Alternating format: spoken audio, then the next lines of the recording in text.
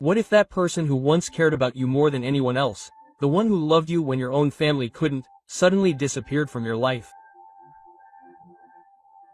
What if years later you found them again, not in the comfort you imagined, but struggling in a completely different world? How far would you go to make things right, and what would the price be? At 32, Rodrigo Almeida was a name that echoed through boardrooms and made headlines. He was the youngest billionaire on the Forbes list. He ran Almeida Global, a massive empire of real estate, tech startups and investments around the world, worth billions. To the world, he was untouchable, a prodigy with a sharp mind and a smile that closed deals. But beneath the expensive suits and the view from his penthouse apartment, Rodrigo was a man adrift, trapped in a legacy he didn't choose. His parents, Roberto and Cecilia Almeida, had been giants. Their names, synonymous with wealth and ambition, built an empire from nothing. But it came at a cost to Rodrigo. To him, they were ghosts, always absent, always distracted. Growing up in a 1,000 square meters mansion, Rodrigo's childhood was a mosaic of silence and solitude. His parents were always traveling to Tokyo or London, leaving him with a rotation of nannies and private tutors. By the age of 7, he had stopped asking for their attention. He learned that love was a transaction and he was never the priority. Then Clara Gomes came along. She was 28 when she arrived. A woman with a soft voice and a laugh that sounded like sunlight. Unlike the other nannies who clocked in like robots, Clara saw Rodrigo, not the heir, but the boy. She knelt down to be at his level, her brown eyes shining, and asked him how his day had been. She taught him to tie his shoes, to ride a bike, to dream beyond the walls of his gilded cage. True strength is not in your bank account, Rodrigo, she said, placing her hand on his chest. It's here in your heart. Clara was his anchor, his confidant, his family. She snuck cookies into him when his mother's nutritionist wasn't looking. She read him stories of faraway lands and held him when nightmares woke him. But when Rodrigo turned 18, his world fell apart. His parents died in a plane crash, leaving him the sole heir to Almeida Global. The grief and responsibility swallowed him whole. He ran away to college, then threw himself headlong into running the company, burying his pain in spreadsheets and skyscrapers. Clara became a memory too painful to relive. He told himself she was fine, that she had found a new life. He was wrong. The coffee shop was a relic. Its peeling paint and blinking neon sign were a stark contrast to Rodrigo's world of glass and steel. He settled into a booth in the corner, watching Clara as she moved between the tables. She was thinner than he remembered, her hands calloused, her apron stained. Yet there was a quiet grace about her, a resilience that made his chest ache. Since she'd ended up here serving coffee to strangers, he waited for the dinner rush to die down before he raised his hand. "Excuse me," he said. His voice was barely above a whisper. Clara turned, her smile polite but tired. Then recognition dawned. Her tray shook, and a cup clattered to the floor. "Rodrigo," her voice was a fragile thing, filled with shock. He nodded, his throat tight. "It's been a while, hasn't it?" Clara set the tray down, her hands shaking. "What are you doing here? I could ask you the same thing." He gestured toward the coffee shop, careful not to sound accusatory. "That's not, I mean, how you're here." Her smile faded, replaced by a guarded look. "Life, Rodrigo, is complicated." She glanced at her watch. "My shift ends in 10 minutes. Meet me outside." He nodded, his mind a storm of questions. As he waited, memories flooded him, Clara's voice singing him to sleep, her hand steadying his as he wrote his first lyric. She had been his safe haven, and he had let her drown. Outside, the rain had eased to a mist. Clara emerged, a worn coat draped over her shoulders. Under the streetlights, she looked older, but her eyes still held that same warmth. Then she said, crossing her arms, "What's a billionaire doing in a place like this, Rodrigo?" He hesitated. "I was in the area for a meeting." "I saw you, what happened?" Her expression hardened. "You can't just show up after 14 years and ask that like it's idle chatter." "Sorry," he said, grimacing in pain. "I just need to know." Clara sighed, her breath clouding the cold air. "When you went to college, your family fired me. No notice, no severance. Just one job. I was gone. I was 42. No savings, no degree. I tried to find work, but it's hard when your resume says nanny and nothing else. Rodrigo's stomach churned. Did they fire you? Why didn't you tell me? I tried, she said, her voice breaking. I wrote letters, called your office. Your secretary said you were too busy. After a while, I stopped. I thought you'd forgotten about me.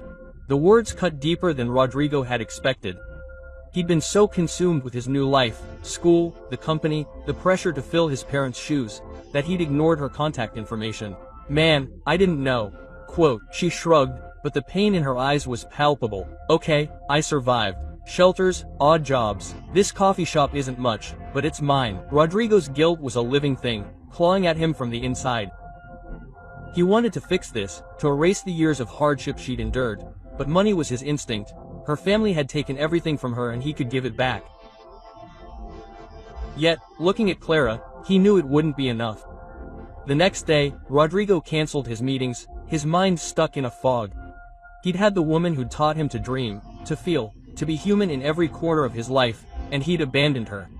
He returned to the coffee shop that night, a plan forming. Clara was clearing the tables when he approached. Can we talk? He asked. She could feel her tiredness. They sat at the same table, the hubbub of the coffee shop dying down. I want to help, Rodrigo said, leaning forward. I have the resources to fix things. A house, a bank account, whatever you need. You don't have to work here anymore. Clara's face softened, but only for a moment. Rodrigo, that's generous, but I don't want your money. He blinked, dazed. Why not? You've struggled for years. I owe you this. You owe me nothing, she said firmly. I took care of you because I loved you, not for a paycheck. Taking your money now would be like betraying that love. I won't do that. Rodrigo stared at her, struggling with her words. He'd spent his life solving money problems, acquiring companies, settling disputes, silencing critics. But Clara wasn't a problem. She was a person with pride and principles. He'd underestimated her. So what can I do? He asked, his voice cracking. I can't just walk away, knowing you're here, barely able to function. Clara studied him, her gaze piercing. Do you want to help? Then look at me. I've built a life, Rodrigo. It's not perfect, but it's mine. I don't need a fortune. I need purpose, dignity, something real. Her words echoed the lessons of her childhood. True strength isn't in your bank account, it's right here in your heart. For the first time, Rodrigo saw Clara not as his nanny but as a woman who had fought to survive, who had chosen integrity over ease. Weeks passed, and Rodrigo couldn't forget. He visited the coffee shop regularly, not to pressure Clara but to rebuild their bond. They talked about everything, his childhood, her hardships, the dreams they'd both buried. Slowly, the walls between them crumbled. One night, over coffee, Clara let slip a detail that changed everything. You know, she said, stirring her cup. I didn't just lose my job when your family let me go. They made sure I couldn't get a job anywhere else. Rodrigo froze. What do you mean? Clara hesitated, then sighed. Your father's lawyer, Dr. Guedes. He spread rumors that I stole from your family. He said I was untrustworthy, a thief. No one would hire me after that. I didn't tell you because I didn't want you to hate your parents. The revelation hit him like a sledgehammer. His parents hadn't just fired Clara. They'd blacklisted her, ensuring she'd never recover. The guilt he'd felt before was nothing compared to the rage that now burned in his chest. His family's cruelty had destroyed her life, and he'd been too blind to see it. I'll fix it, he said. His voice low but firm. I promise. Clara shook her head. Rodrigo, that's in the past. Let it go. But he couldn't. The next day, he dove into Almeida Global's files, digging up old contracts and emails. What he found was worse than he'd imagined. Guedes, acting on his father's orders, had paid agencies to blacklist Clara, citing confidential misconduct. There was even an email mocking her desperation as she applied for jobs. Rodrigo's hand shook as he read them, his world turning upside down. This wasn't just about Clara, it was about the legacy he had inherited, a legacy of cruelty and betrayal. Rodrigo had spent years running his parents' empire, but now he saw it for what it really was. A machine that crushed people to fuel its success. As Rodrigo dug deeper, he discovered a second bombshell. Among the files was a letter dated a year after Clara's dismissal, from her mother to Guedes. It read, Make sure Gomes never contacts Rodrigo. She's a risk. Pay whatever it takes to keep her quiet.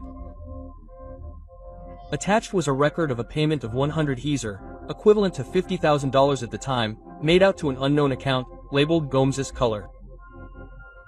Rodrigo's blood ran cold. His parents hadn't just blacklisted Clara, they'd tried to buy her silence, ensuring she never reached him. But Clara had never mentioned a payment. Had she taken the money and lied, or had something else happened? He confronted her at the coffee shop, his voice strained. "Clar, my family paid you to stay away from me." Her eyes widened, then narrowed. "What are you talking about? I found a letter. My mother paid you 100,000 rallies to come clean. Why didn't you tell me?" Clara's face paled. "Rodrigo, I never took a dime. Guedes came to me with a check. He said it was compensation if I promised never to contact you again. I tore up the check. I told him I would never abandon you for money." Rodrigo's anger turned to Guedes. The lawyer had pocketed the money, forging Clara's signature to cover his tracks. It was another layer of betrayal, another wound inflicted by the empire Rodrigo now ran. "I'm done letting their sins define me," he told Clara. "I'll make it right for you and for everyone they've hurt." Rodrigo knew money wouldn't heal Clara's wounds, but he could give her something better. Purposefully, he spent weeks crafting a plan, one that would honor her values while dismantling the toxic parts of her family's legacy. When he was ready, he invited her to his office, a sleek, glass-walled space that felt worlds away from the coffee shop. Clara arrived, looking out of place but resolute. "What's this about, Rodrigo?" she asked, scanning the city skyline. "I've been thinking about what you said." He began with purpose. "I'm starting a foundation, Clara Esperanza, to help people who have been unfairly marginalized, people like you. I want you to run it, not as a figurehead, but as a consultant who shapes its mission. You'd be helping thousands, using your expertise to change lives." Clara's eyes widened. "Rodrigo, I'm not qualified. I don't have degrees, or do you have something better?" He interrupted. "You have heart. You know what it's like to lose everything and keep fighting. That's what this foundation needs." She fell silent, her expression unreadable. Then, slowly, she nodded. "Okay. But on my terms, no fancy titles, no corner offices, just real work for real people." Rodrigo smiled, relief flooding him, closed in, but he wasn't done. He turned to his own empire. The next month, he launched an internal investigation, exposing corruption by Guedes and others like him. He sold off divisions of Almeida Global linked to unethical practices, redirecting the profits to the Clara Esperanza Foundation. It was a risky move. The stock fell, critics protested, but Rodrigo didn't care. For the first time, he was building something that mattered. The Clara Esperanza Foundation launched a year later with Clara at the helm. She developed programs for unemployed workers, single mothers, and anyone else society had forgotten about. Her office was a modest room, lined with photos of the people she had helped. Each smile a testament to her impact. Rodrigo watched in amazement as she transformed lives. Her quiet strength was a beacon to those she served. Their relationship deepened. No longer trapped in old roles. They were partners, friends, family. Rodrigo's guilt didn't disappear, but it turned into purpose. He began to see his wealth not as a burden but as a tool, one he could use for good. One night, they returned to the coffee shop where it all began. It was under new ownership, now brighter and more welcoming, a symbol of change. Clara reached across the table, squeezing his hand. "You've become a good man, Rodrigo," she said. "I always knew you would." He smiled, his eyes moist. "I had the best teacher, but the story didn't end there." Rodrigo made one final decision, one that would define his legacy.